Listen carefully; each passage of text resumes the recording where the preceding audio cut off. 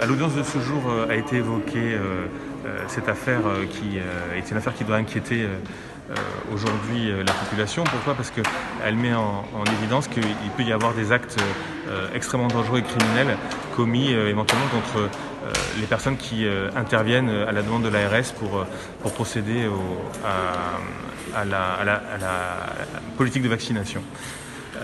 C'est inquiétant parce que l'incendie a été commis au domicile des organisateurs du bus, c'est-à-dire dans des conditions qui auraient pu mettre en danger toute la famille.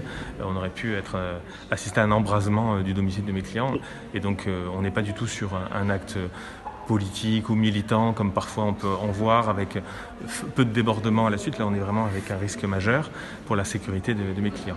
Le tribunal a profité d'une demande de renvoi qui était formée par la défense pour ordonner un supplément d'information, et c'est exactement ce que nous souhaitions.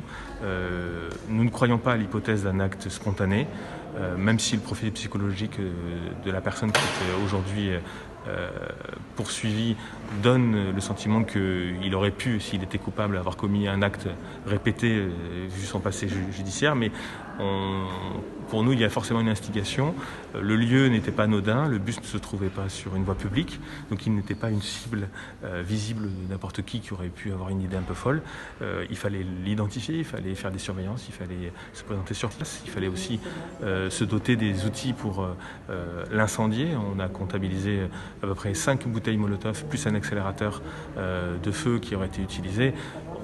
Ça cadre pas vraiment avec le personnage qui est présenté, qui a pu être l'auteur des faits, mais peut-être pas le seul, ou sinon qui a sans doute intervenu avec l'aide de quelqu'un. Et le tribunal a décidé de vérifier cela, et nous en sommes satisfaits.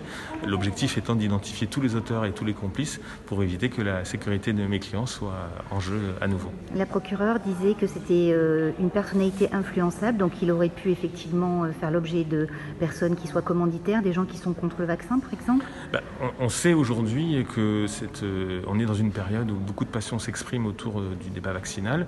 Alors quand c'est un débat d'idées, ça a sa place dans la démocratie, mais lorsque ça prend des proportions d'extrême violence, parce que là encore une fois on est sur un incendie qui aurait pu être tragique pour la vie de mes clients, on n'est plus dans ce débat d'idées, et oui, on doit à tout prix vérifier et savoir s'il y a pu avoir une logique derrière de destruction de ce bus et des organisateurs de ce bus, dans un souci de faire passer un message anti-vax.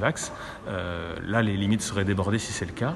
Et vu la personnalité du jeune homme, aujourd'hui poursuivi, mes clients n'arrivent pas à imaginer qu'il ait pu agir de manière isolée.